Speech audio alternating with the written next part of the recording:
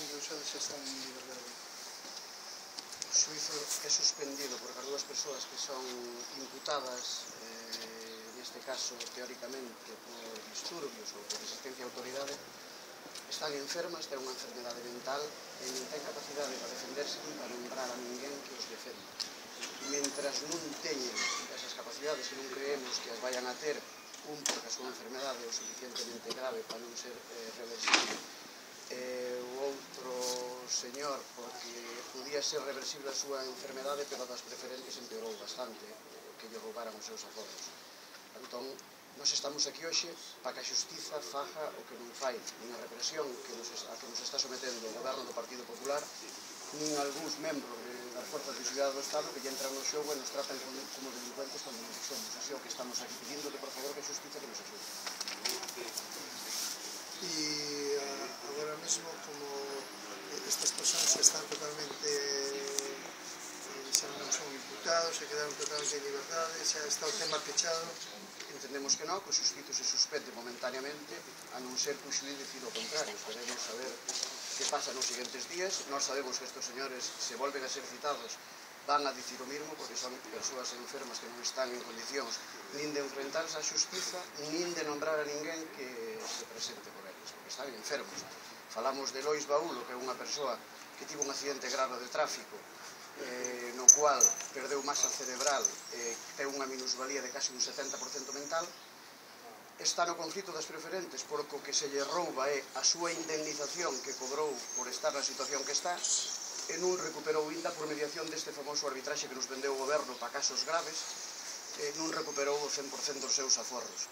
En contrapartida, concelleiros e persoas afíns ao Partido Popular e moitos con estudios e inversores en bolsa sí que o recuperaron. Entón, nos gustaría unha reflexión ante o que estamos sufrindo. Levamos 2 anos e medio na rúa, o que sufriu Lois Baúlo despois de estar como está, e que haxa algo de sentido común neste país e que se solucione o noso problema dunha vez. Pero o caso de Lois Baúlo e o caso de Juan dicen claramente o comportamento do goberno con nós e o resto de sancións e a represión e onte o que pasou no Concello de Pollo, onde o Partido Popular se abstén e non pide que se retiren as sancións aos afectados e afectadas de preferentes, cando na primeira bancada lle sentamos a 5 ou a 6 persoas con máis de 70 anos os que eles entenden que a xustiza ten que decidir se son delincuentes ou non.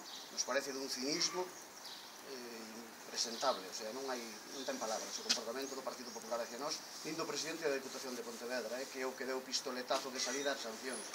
Hasta que o presidente da Diputación de Pontevedra, señor Louzán, dixo públicamente que no Baixo Viño había un comando e que os afectados das preferentes estaban actuando contra o Partido Popular, non para recuperar os seus aforros, non hubo ninguna sanción. A partir de aí, o comando, chamado por el comando, ten un número importante de sancións administrativas que son as que faen daño porque así non pode actuar a xustiza como actúa no caso de Vanessa para defendernos, e represión e máis represión. Esa é a axuda que lle está dando o Partido Popular aos afectados das preferentes.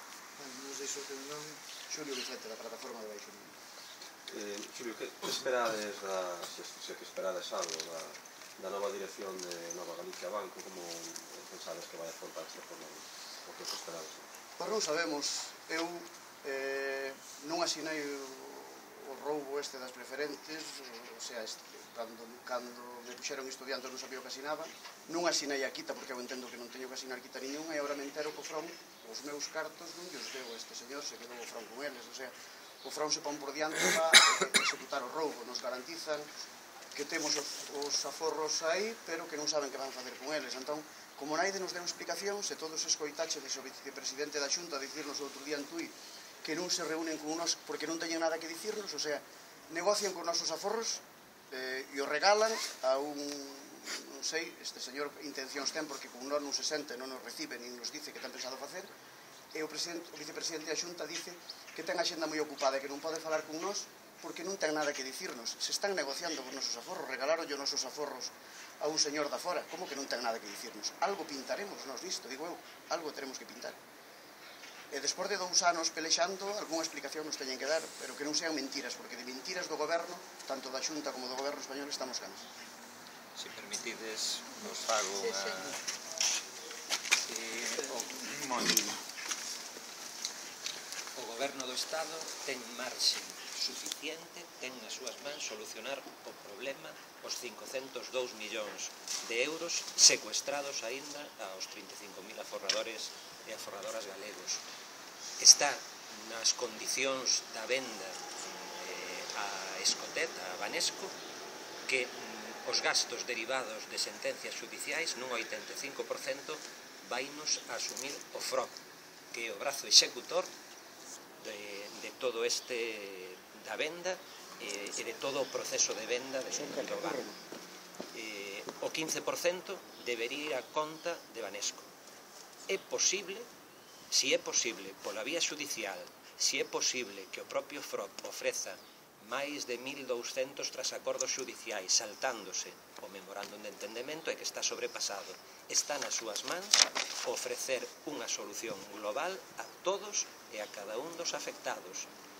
E, se non é así, hai unha deixación de función do Goberno da Xunta, do señor Conselleiro de Xustiza, que debería estar informando aos 35.000 afectados que deben presentar demandas individuais ou colectivas para que as sentenzas judiciais anulen os contratos. Esas son as condicións pactadas entre o FROP, o Goberno do Estado, e Banesco. Esas condicións que se fagan públicas, que sexan de coñecemento de todos os afectados para, se non hai outra vía, presentar as demandas judiciais.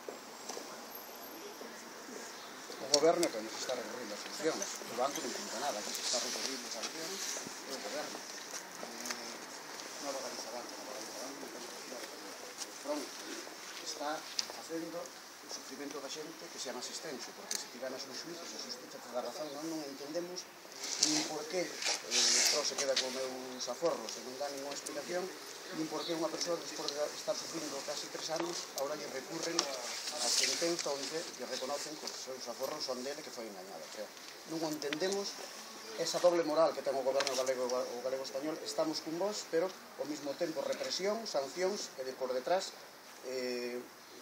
recurrindo as sentenzas a noso favor, que non ten explicación. A parte iso ten injuste pasar de todos os galegos, galegas e os españoles tamén. O sea, están utilizando a justicia para represión, para facernos un sufrimento máis lamentable.